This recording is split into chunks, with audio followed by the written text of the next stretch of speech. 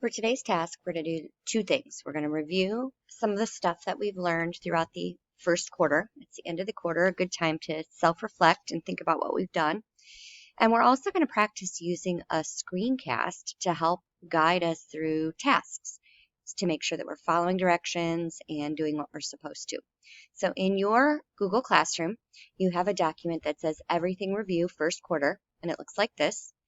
So I want you to get it out. And if at any point you feel like I'm going too fast and you can't keep up, what you're going to do is pause the screencast, go complete the task, and then come back and restart the task. So this is going to be one of those following direction activities to see that you're doing what I'm asking you to do, following written and oral directions. So the first thing you're going to do is write your first and your last name here, making sure you capitalize it and, of course, spell it correctly. You're going to write the date. The date is October 21, space 2022, and we're going to write it formally like this, not abbreviated, without October as a number 10. This is what it should look like. And then your class, you're either in my core 1, 2, 3, or 4. Okay, so that's what you're going to do. If you need to pause the screencast, go back and do that.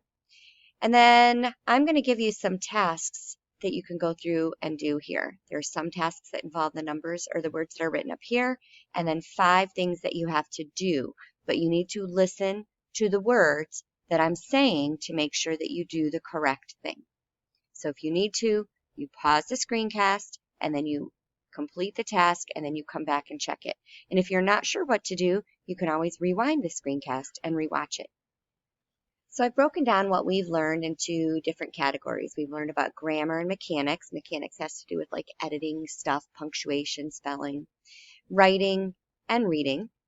And what I want you to do is highlight in green any of these topics that you feel you have a good understanding about. So if you feel like you get infinitives really good, highlight infinitives in green. And you understand commas for transitions, highlight that in green.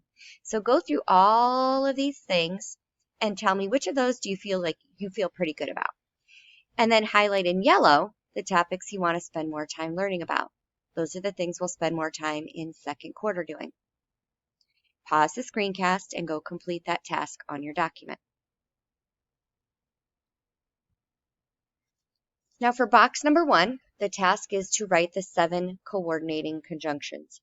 You have a list of those. We took notes on those on a Wednesday in your notebook, so if you need to, you can go back and look there.